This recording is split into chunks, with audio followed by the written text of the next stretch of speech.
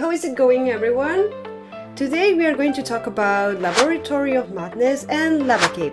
Here you're going to need a team that is a little bit more specific than the ones required for the previous dungeons. So I'm going to go through all the basic contents that you need to know in order to complete these dungeons, and I'm going to provide you with the units that can be used. Some of you may not have the best options, so I'm going to provide you with free-to-play options, along with the best 5-star monsters that can be used. In the background you're going to find runs that I made to test. Even though you are going to see that I recorded them with Orbia, I already tested them with other summoners. However, keep in mind that other summoners may need different team comps depending on the stage of the game that the player is currently at. So pay attention at what you are missing and complete your team based on that. Keep in mind that many units are useful in those dungeons. I'm not going to stop to mention every single unit that is minimally useful, because this video could keep going for ages. And at the end, you're just gonna use the best comps that you can to get through the dungeon as quickly as possible. So I'm going to keep things simple. You are, however, welcome to use any unit that has not been mentioned here that is useful to you. I'm gonna be leaving the link to the other guides I have in the description below, just in case you wanna take a look at them. Let's go! In Laboratory of Madness, you're gonna be able to farm Focus, Vampire, and Assemble runes.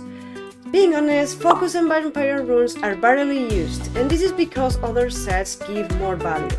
But Assemble runes are used quite often on weak point units, and this is because weak point units need precision to do their job. And this is a good complementary set in case that you are missing some stats. So let's take a look at the dungeon mechanics. Water SHOKOEKI will apply tons of electric shock dots to the enemy, which is going to reduce your HP over time, so a proper healer and a cleanser are needed. Immunity is recommended, but it's not a must. He will also cleanse the debuffs on himself from time to time and apply defense up and immunity. But this is not going to last long and can also be removed by applying Unrecoverable. Another thing he's going to do is heal himself based on the damage he deals to you, so Unrecoverable is going to be a must in this dungeon. You may find some late game teams that do not have this debuff, but you need really high stats to make them work, which is not the point of this guy. Another thing that you need to keep in mind is that the more HP the enemies that SHOKOEKI attacks lose, the harder SHOKOEKI is going to attack. So once again, a proper healer is needed, especially one with a very low cooldown. He will also apply Endure and Immunity once his HP falls below 10%, and when this happens, his damage is going to increase by a lot. So at this point, what you want is to remove those buffs as soon as possible and kill him as fast as possible. Let's take a look at the units that you can use to beat this dungeon. The most recommended free-to-play DPS units for this dungeon are Argen, Celia, and Naomi. Argen is given to you right after you complete Luna's textbook as a new player, and he's going to provide you with defense down, attack speed down, and damage based on number of harmful effects the enemy has. He's very well known for being one of the best DPS options for PvE. Naomi is a 4-star unit that you can get through Monster Story, and her crit rate and crit damage are going to increase based on the number of harmful effects the enemy has, which makes her very easy to build with extremely low stat requirements. She will also apply bleed, crit damage taken up, and attack down to the boss. Celia, the last mentioned for free-to-play options, it's also available through Monster Story, and she's going to provide you with Unrecoverable and damage taken up, as well as swapping the enemy's defense up with defense down. If you have Naomi or Celia's artifact, they are going to be even better, but it's not mandatory at all. For the non-free-to-play DPS options, I'm going to mention Lauren as the best. This is because her kit has literally everything that you need for this dungeon. He's a 4-star unit, so she can be a little bit squishy. However, if you have her, he's definitely the best option that you can use. She has a passive defense down, remove beneficial effects, Unrecoverable, and attack speed down. Another good option is Narinha, with Frostbite, block beneficial effects, defense down, and damage based on number of harmful effects. You can build every single one of the units that I mentioned the same way. with Rage and Blade with as much attack percentage, crit rate and crit damage as you can. Except Naomi. This is because her passive is going to give her a lot of crit rate and she doesn't need crit rate at all. You can use those resources in other stats. With that said, let's take a look at the support units. The best support is with a big difference, Eleanor. You are able to select her from the first LD selection event that you get as a new player, and everyone should select Eleanor. She must be placed as your Soul Link monster, and then you have to go to settings and disable the option to use skill 1. This is because she must only use her skill 2. Eleanor is going to decrease the skill cooldown of the entire team and provide you with ultimate gouge up.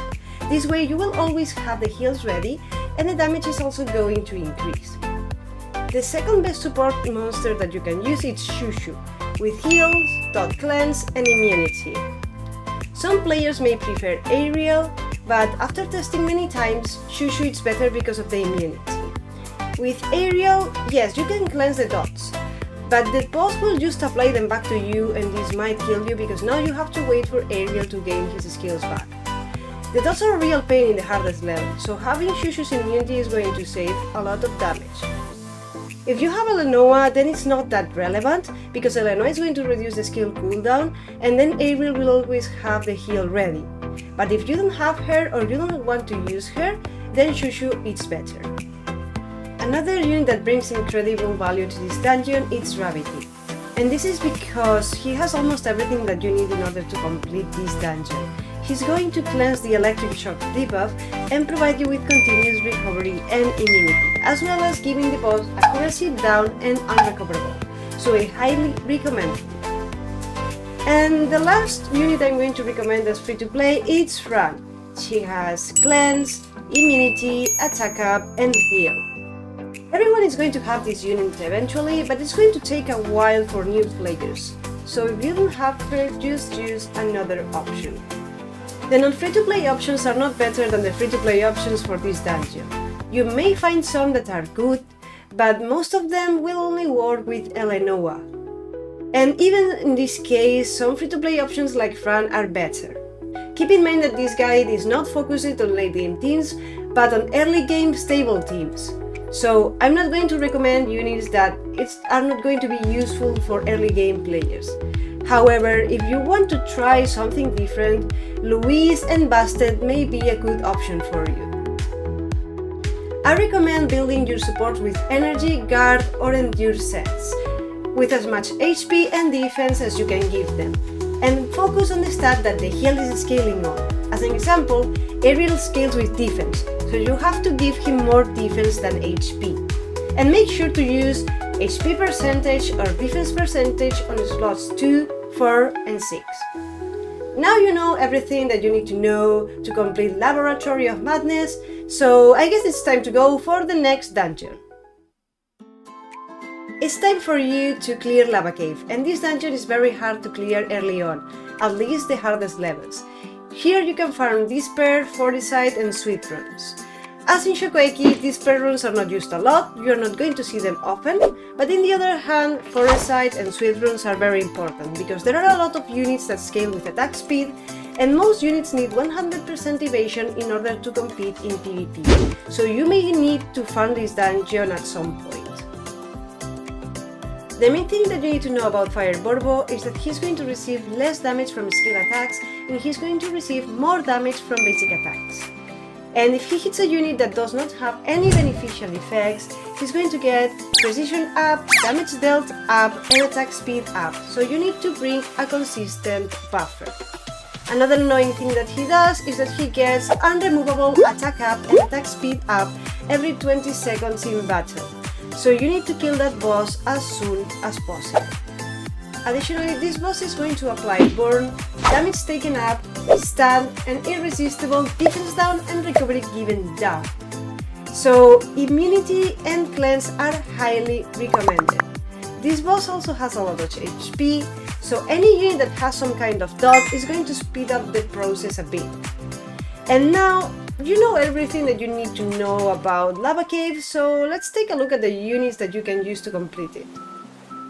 The only free-to-play DPS unit that I recommend using is Perna. He's given to you right after the start of the game through an event if you're a new player, and is going to apply damage taken up to the boss, which is going to increase the entire team's damage. Additionally, his skill 1 deals damage based on the target's lost HP, which is good in here. For the non-free-to-play options, the most commonly used is Sharon, which is a weak point monster, and therefore she is basic attack centered.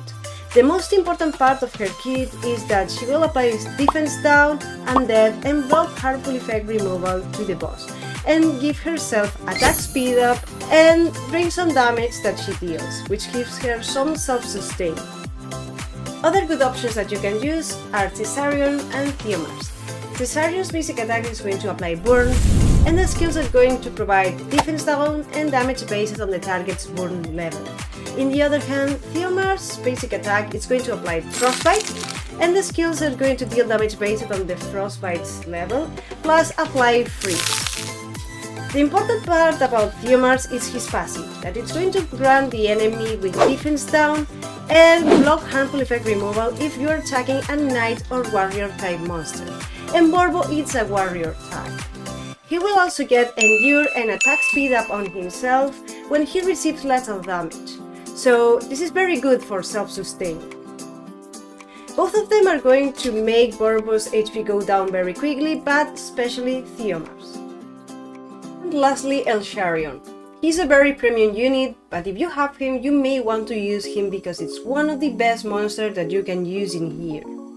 Elsharion is going to provide defense down and steal the beneficial effects the enemy has and apply them to every single team member. Additionally, his attack increases per every single beneficial effect that he has on him. So all of this is going to make him one of the best possible units for this dungeon. Regarding how to build those units, Perna, Thessarion, Elsharion and Theomars can be built the same way, with Rage and Blade runes with attack, crit damage and attack for slots 2, 4 and 6. You can also use attack speed and slot 2 as they depend somehow on the basic attacks, except Perna. Perna does not need attack speed at all. Regarding Sharon, she's built a little differently. She's a weak point unit, which means she's based on basic attacks and not skills, and she does not need crit rate and crit damage at all. She's going to need attack, attack speed and precision instead, so she's built swift and assembled for PvE. You can also use Fatal if you want on her instead of Swift, but make sure that she has enough attack speed and at least between 160 and 180 precision. Now that you know how to build the DPS monsters, let's take a look at the support options that you can use. Starting with the free-to-play options, one of the best supports to use in this dungeon is Ariel, with a lot of heal, cleanse and defense up. He's also a knight type unit, so he's going to be the one tanking the boss unless you are a cleave, which is very good to stop your DPS from getting too much damage. Hwahi with attack up, defense down, oppress and heal, it's also a very good option, but you will need to pair her up with another support, because in this dungeon some kind of cleanse is needed. If you don't want to use a strong cleanser, you can use Fran, because her immunity is very valuable for this. For the non-free-to-play options, I'm going to recommend Bastet with attack down, attack up and shield, and Louise that even though she has elemental disadvantage, her kit is going to allow her to survive with a proper set. She has invincibility, cleanse, shield and heal, and provoke as well, so she's going to be the one tanking the boss as well. The build for the supports monsters is very simple. You can use any support set that you have available, just focus on the monsters having as much HP and defense as you can give them. For early game, the best sets are Energy and Guard set. You should also focus on the stat that the heals are scaling on. Focus on that stat.